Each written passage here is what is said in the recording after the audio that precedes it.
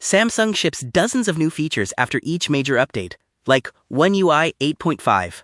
After installing it, most people explore all the features, but I do the opposite. I go straight to settings and change the same handful of settings that improve my everyday usability, security, and privacy.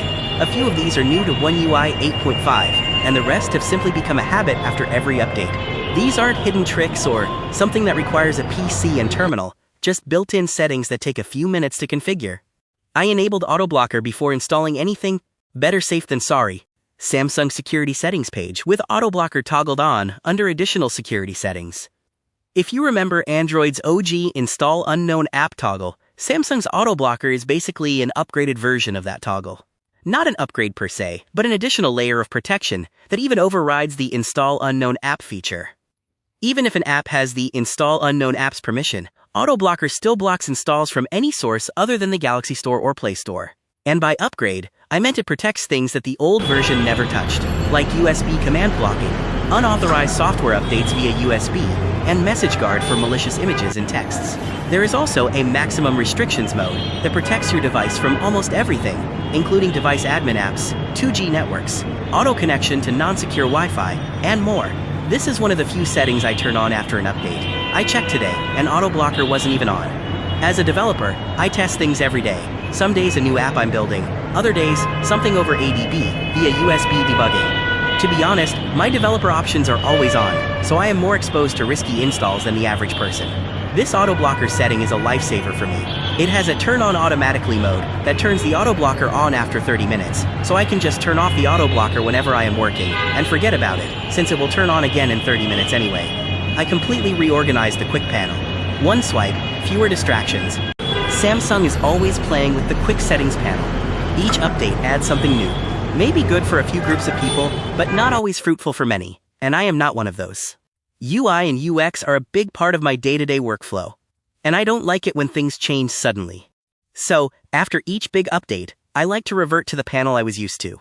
But after One UI 8 and now One UI 8.5, Samsung has added more customization options than ever.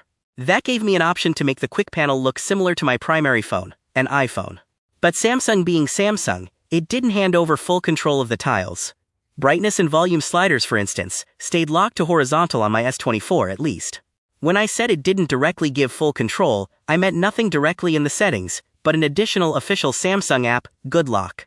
Most Galaxy users don't even know that Samsung offers an official suite of apps/modules for deep UI customization and advanced features. QuickStar is one of the modules inside Good Lock.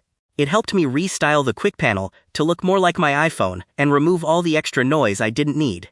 I turned off Galaxy AI features I never use. Not every AI tool earns its place. Everyone likes the new and exciting AI features OEMs are introducing every other month. I, on the other hand, am the opposite. And this is me saying this when my work life is surrounded by AI models and apps all the time. Some days a local LLM, some days Claude Code, and some days Codex. But when it comes to my personal life and devices like my smartphone, I don't use many AI features.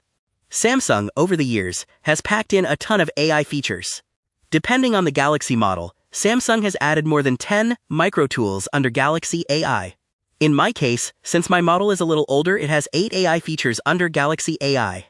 And frankly, I only use one of them, Call Assist. I've never even tried the others. Call Assist is actually a helpful feature. Since the Galaxy is my secondary device, I don't get many calls on it. Whenever I get a call from an unknown number, the Call Assist feature helps me decide whether to answer it. Other than that, I try to keep all the other features off. If you are like me and don't like sharing your personal data for AI training, Samsung offers a one-click option, process data only on device. Just toggle it on, and you are good to go. I tweaked battery settings before my first full charge. Small tweaks, longer days. Since I have a desk job, my phones are almost always on the desk, plugged into the charging socket. It doesn't matter whether it is my primary iPhone or secondary Galaxy. And actually, my secondary phone is mostly connected to either a power socket or to my system for testing. So battery health is very important for me.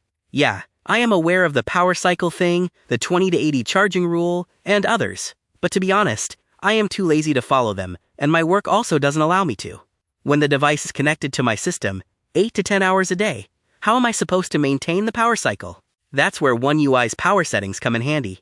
If you visit the battery settings, you will notice a ton of options to manage your battery health. The first thing I did after a big update like One UI 8.5 is enabled battery protection, switch it to maximum mode, and set the charge limit to 90 to 95%. Once that is enabled, and the charging reaches that level, it stops charging but keeps the device connected. After that, I also disabled fast charging and fast wireless charging. So no heating issues while it is charging, and I am working at the same time. Small settings, same result every time. One UI 8.5 introduced various new features, but these 4 settings delivered the biggest daily usability improvements for me. These are the first things I do after all major updates, and the settings depend on what's in the update.